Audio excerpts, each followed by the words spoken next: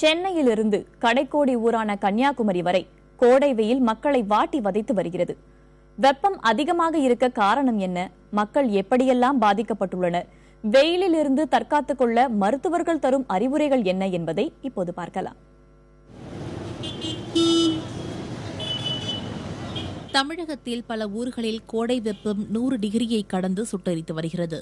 புகழ்மிக்க கோடை வாசஸ்தலங்களில் கூட வெயிலின் வீச்சு அதிகமாகவே உள்ளது. வெயிலின் பாதிப்புகள் குறித்து மக்களின் தவிப்பு குரல்கள் பரவலாக கேட்க முடிகிறது. வருஷத்துக்கு வருஷம் இந்த வெப்பத்தோட அளவு அதிகமாயிட்டே இருக்குது. இந்த வெயிலோட தாக்கம் போன வருஷத்தை விட இந்த வருஷம் காலையில் 9 மணிக்குள்ள மண்டை பழக்கிற அளவுக்கு வெயில் அடிக்குது. முந்தைய கோடை காலங்களை காட்டிலும் இந்த முறை வெயிலின் தாக்கம் சற்று அதிகம் என்று மக்கள் கருதும் நிலையில் இதை வானிலை நிபுணர்களும் ஆமோதிக்கின்றனர். இந்த வருஷம் பார்த்தீங்கன்னா கொஞ்சம் இந்த மாசி பங்குனியில் இந்த வசந்த காலத்திலேயே டெம்பரேச்சர் ரேப்பிடாக ரைஸ் ஆயிடுச்சு.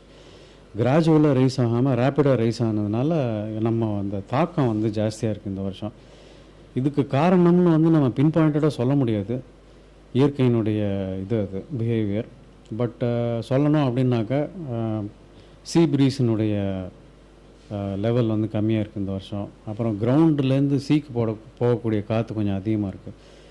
இதனால் வெப்பம் சுற்றி சுற்றி வருது.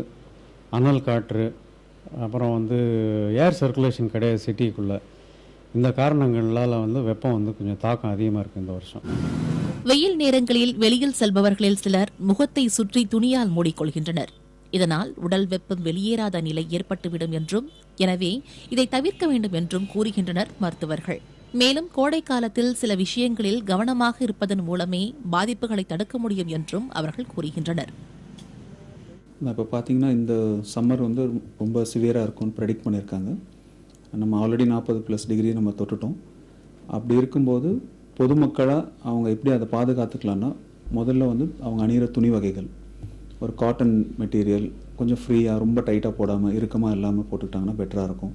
ரெண்டாவது அவங்களோட ஹைட்ரேஷன், அதாவது நீர் சத்து, அது இம்ப்ரூவ் பண்ணுறதுக்கு தண்ணீர், மோர், இந்த மாதிரி ஃப்ரெஷ் ஜூஸ் ரெகுலராக எடுத்துக்கிட்டாங்கன்னா அவங்களோட ஹைட்ரேஷன் பெட்டராக இருக்கும். வெயிலின் தாக்கத்திலிருந்து அவங்களை பாதுகாத்துக்கலாம்.